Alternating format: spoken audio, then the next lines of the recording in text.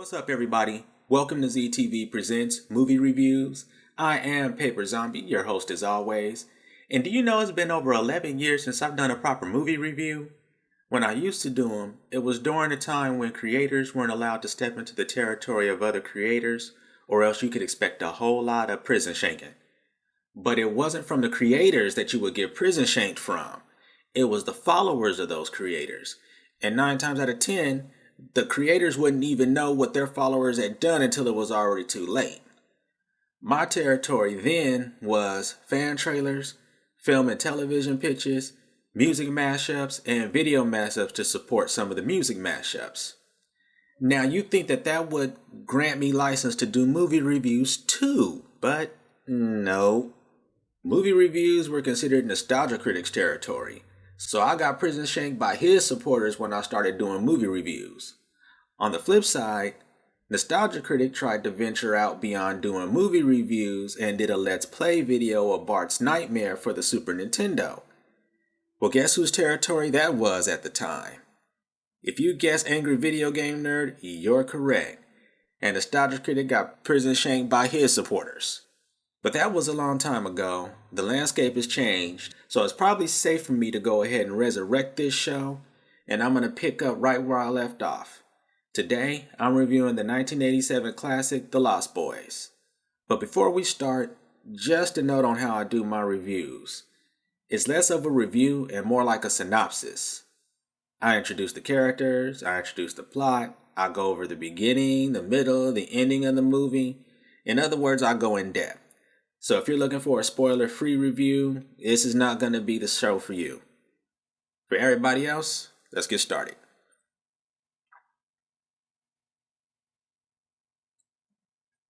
The plot of The Lost Boys centers on the Emerson family, comprised of Mom, Lucy, played by Diane Wiest, oldest son Michael, played by Jason Patrick, and youngest son Sam, played by the late Corey Haim, as they move from Phoenix, Arizona to the fictional city of Santa Carla, California to live temporarily with Lucy's father, played by Bernard Hughes, following her divorce from her husband.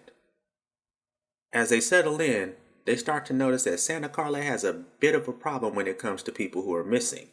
There's a lot, and when people go missing in Santa Carla, they're never found again. It's given the town a secret name that none of its citizens like, but they can't disagree with. It's the murder capital of the world. When Lucy and the boys venture out to the boardwalk one evening, many events take place. Lucy, knowing her boys are of an age where they don't want Mom hanging around, sends them on their way, and she's left to explore the boardwalk on her own. She happens across a little boy named Terry who got lost on the boardwalk, can't seem to find his mother. Lucy goes inside the video store thinking that his mother might be inside and meets the owner of the store, Max, played by Edward Herman. Before Lucy can ask if Terry's mother is in there, the mother shows up from outside and comes into the store to collect her son. As they go, Max and Lucy strike up a conversation that leads into Max finding out that Lucy is unemployed and in need of a job. Max is nice enough to give her one in his store on the spot. Meanwhile, Michael and Sam are checking out a concert happening out on the boardwalk. While they're enjoying the music, Michael's attention is caught by a girl he sees in the crowd. She notices him too. And this scene always made me laugh as a kid because of the looks. Not so much from the girl, but from Michael. His "I want you" look is kind of scary. I mean, ladies, if you were in a crowd bumping to the music, sending a little side eye to this guy who you think is cute, and then you look and you see that guy staring at you like this, what would you do? Would you think that was sexy, or would you think that you need to go look for security? I'm just asking. Now, despite the look, the girl seems interested in Michael and gives him that "come find me" look before she disappears into the crowd. Sam notices the whole exchange go down between Michael and the girl and knows that's who his brother is dragging him around the boardwalk looking for. Eventually, Sam segues off on his own once he sees a comic book shop. As he's looking around, he notices 2 boys who seem to be watching every single thing he does. And I'm not talking in that hurry up and buy sort of way. Let's just put it this way. If you were a kid and you walked into a comic book store, minding your own business, wondering if the place might have a Batman number 14, and while you're looking through the comics, you look over and see this. Then you look over in the other direction and you see this. What would go through your mind? Dang, those look like some cornbread eating white boys. They might be able to kick my... I need to go. They probably don't even have Batman in here. I need to go. This intense pair are the Frog Brothers, Edgar, played by Corey Feldman, and Alan, played by Jameson Newlander. When Sam calls them out for their intense observation of him, it leads to a non-hostile conversation where the brothers point Sam toward a comic book called Vampires Everywhere. When Sam tells them that he doesn't do horror comics, they tell him that he'll like this one because it could save his life. Before they can elaborate, a group of punks steals some of the comics from an outside display that sends the brothers in pursuit, leaving Sam to ponder. Meanwhile, on Michael's quest, his pursuit finally leads him to the girl he was following, only to find her getting onto a motorcycle with another guy. There's other guys there too. They all seem to notice Michael, but don't really pay him much attention, except for the guy sitting on the bike that the girl got onto. He appears to care enough to give Michael that one look before him and the others rev up their bikes and ride off the boardwalk. Cut to the next day, and Sam is actually bold enough to go back to the comic book store even after what happened the other night. The Frog Brothers are still there, but it's not just because. Their parents own the store and they work there. They notice Sam when he walks in and confront him once again, wondering if he's noticed anything unusual about his new hometown. Sam thinks the only thing unusual is them, but he ain't heard nothing yet. The brothers tell him that they're fighters for truth, justice, and the American way. What they fight against, Sam has no idea. But before they leave him to go back to their jobs, they hand him another comic, one called Destroy All Vampires. Once again, Sam tells him that he doesn't do horror comics. Once again, the brothers reaffirm that reading it is like reading a survivor manual. They also indicate that their phone number is on the back of the comic, and for Sam to pray that he never needs to call it. Later that evening, Michael takes his own trip to the boardwalk. Yes, even despite what he saw the night before, he's still looking for that girl, like she don't already have plenty of men's to keep her company. What he doesn't expect is for the girl to find him when he's got his head turned. Her name is Star. She's played by Jamie Gertz. And it turns out she seems to have an interest in Michael too. She even accepts his offer to go grab something to eat with him. Before she can go, all the guys she was with the night before ride up on their motorcycles. These are the Lost Boys. We got leader David, played by Kiefer Sutherland, second in command Marco, played by Alex Winter, tough guy Dwayne, played by Billy Worth, and pretty boy Paul, played by Brooklyn Carter. We even got a kid in the crew. No, that's not a midget, that's a 10-year-old. His name is Laddie, and he's played by Chance Michael Corbett. On the spot, it becomes clear that David is the leader of the pack. When he speaks, the others obey, including Star. All he asks her is where she's going, and she's like, for a ride. And he's like, Star. And she's like, and I'm like, Michael, just let her go, man. This dude is 16 with some P control like that. That's a pimp. You can't touch that. Just leave it alone. Let her go. But David doesn't leave Michael distant alone this time. He asks Michael if he knows where a place called Hudson's Bluff is. When Michael tells David that he can't beat his bike, David tells him that he doesn't have to beat him. He just has to keep up. And with that, the Lost Boys and Star start their ride with Michael in tow.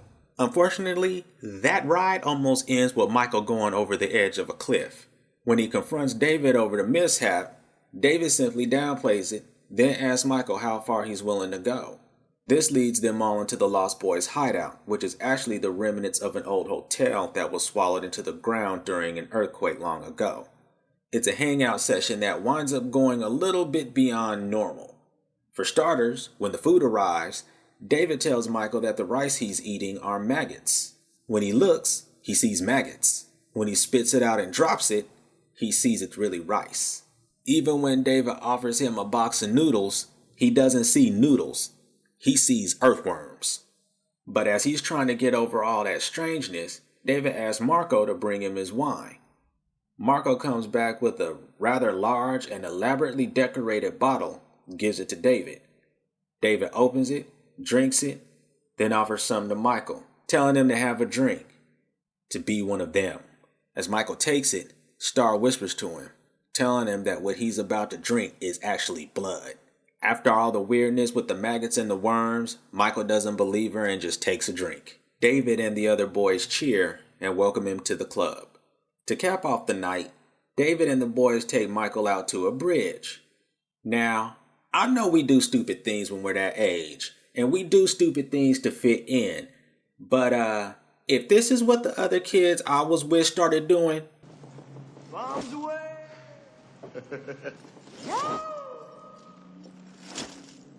I'll be over there chilling on my motorcycle talking about y'all have fun. I'll be right here when y'all get through because I don't do that. Unfortunately, Michael does. He climbs down there with these fools to hang out. That's when a train arrives and travels over the bridge, shaking the supports all the boys are holding on to. And like something out of a nightmare, one by one they all begin falling off the supports down into the depths below. Now Michael starts freaking out, but it's too late for all that. He loses his grips on the supports and, well, it's nothing but space, opportunity, and a transition. We don't find out what happens. We just jump to the next day. Things don't start getting interesting until later on that night. It's just Michael and Sam who have the whole run of the house. Lucy is out on a date with Max, and Grandpa is out on a date of his own. While Sam is upstairs taking a bath, Michael is downstairs when all of a sudden he starts getting hit by pains in his stomach like this movie is now Alien. Then something seems to take over him, something that sends him upstairs and after his little brother. But before he can reach him, he's attacked by the family dog Nanook. Yeah, I'm sorry, I forgot to introduce the puppy. That's the puppy. When Sam gets out of the tub and goes downstairs to see what all the commotion is about, he catches sight of Michael's reflection in the mirror. From reading the comics that the Frog Brothers gave him, Sam knows exactly what he's looking at. Somehow, his big brother has become a vampire. Sam runs and locks Michael out of his room. He immediately calls the Frog Brothers, and they take Sam through a checklist to prove that Michael is indeed a vampire. They tell him that he should kill Michael, and they tell him how. But Sam can't do that. That is his brother. Meanwhile, downstairs again, Michael is in his own room and finds himself defying the laws of gravity. As he tries to grab onto something to keep from flying away, Lucy happens to choose this moment to call and check up on everything, only to hear the commotion of Michael grabbing onto the phone and using it to try and keep from flying away out of the house. Sam sees Michael flying outside his bedroom window, and he reacts like any rational 13-year-old would. Mom, help! He's coming to get me! Now, if you were Lucy and you heard all this mess on the other line, you'd forget your date too and run home. Michael pleads with Sam to open his window and help him, to which Sam eventually does. Michael promises his brother to find out what's happening to him and to put an end to it. It leads to Michael returning to the Lost Boys' hideout, but they're gone for the night. Star's the only one there, but she doesn't tell Michael much of what's happening to him. And this always made me mad, because this queen knows exactly what's going on. She tells him way after the fact, but this right here is where she should have broke it down to him. Instead, she's like, I don't know how to help you. I don't know how to use language. And the two wind up making love to each other and falling asleep together. Yeah. Moving on to the next day, many revelations happen. When Lucy goes over to Max's house with a bottle of wine as a sorry to him for running out the previous night, she's chased and nearly attacked by Max's dog Thorn. Sam realizes the dog is similar to the ones he's reading about in his comic book, which stand as daytime protectors for their vampire masters.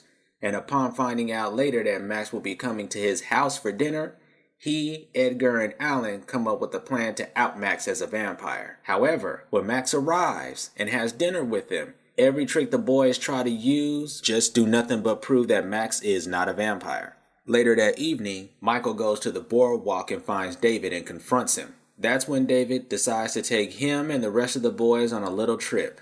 It's then that the big reveal happens, and we find out that the Lost Boys are vampires. Now keep in mind, in the movie up until this point, we have not seen any actual vampires. So this is the moment where, pow, here it is. And these vampires don't go chasing deer in the forest like some vegan vampires. They go after the group of partiers they've been spying on. Worse off, Michael finds himself struggling against the vampire that's rising up inside of him. He almost joins in the killing. He's just barely able to resist. Remember how I said Star was supposed to tell Michael some stuff back in the beginning? Now she decides she wants to show up and break down what's happening. He is in fact turning into a vampire, but he's not a full vampire like David and the other boys. That doesn't happen until he makes his first kill. If they can find and kill the head vampire before he makes his first kill, he'll turn back into a human. Now this is where I get mad again, because we find out that Star and the kid, Laddie, are half vampires too, and that they're both looking for a way out. Like I said, this should have been a conversation y'all should have been having instead of bumping and grinding, but whatever. So now we got to race against time. The Frog Brothers join in with Michael and Sam to rescue Star and Laddie from the Lost Boys' lair. They're able to complete that, but Sam and the Frog Brothers decide to go the extra mile and stake one of the Lost Boys. This wakes the others up, and if it wasn't for some teamwork and a little bit of sunlight, Sam and the Frog Brothers would not have returned from their mission. But it's not over. Once night falls, David and the others are about revenge, and they head to Grandpa's house for an epic showdown. And when I say epic, I mean epic. By the time they're done, that house looks like the apocalypse went through it twice. We get to see Sam single-handedly take out a vampire. We get to see the Frog Brothers prove their mettle. Even the dog is badass and gets in on the action. Paiper! We get to see Michael let out his vampire side and take on David in a battle to the death. We even get to see the kid, who has not had much of a part in this movie until now, let out his vampire side. Although he doesn't do it to help, he does it because he's scared. I mean, what would you do if you were 10 and half vampire and you were hiding under the bed and you hear these older boys talking about wasting 2 members of what were essentially the group you were just hanging out with last night? Oh, not to mention that when the scat started hitting the fan, 2 of those older boys turned on you, and that's why you're hiding under the bed in the first place. You'd probably react like this.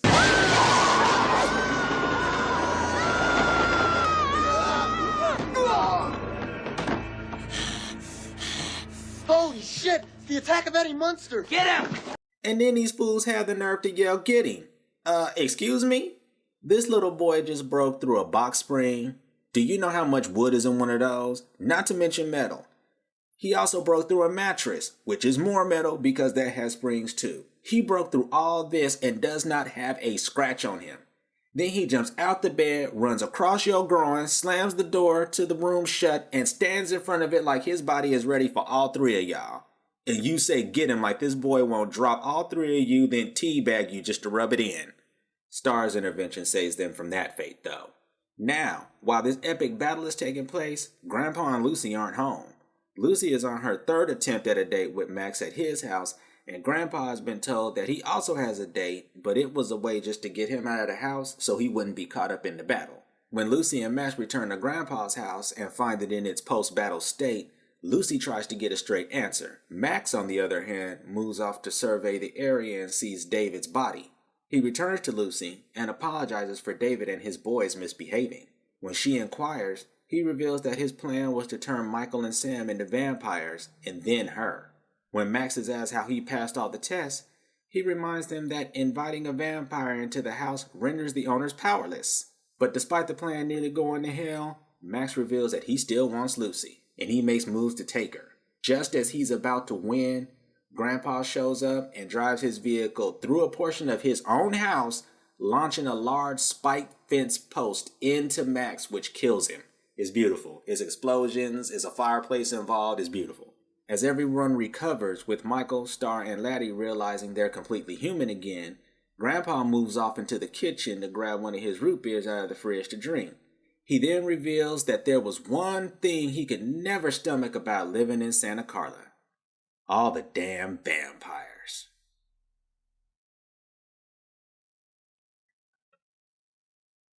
So that, ladies and gents, is The Lost Boys. It's a film that made Joe Schumacher cool.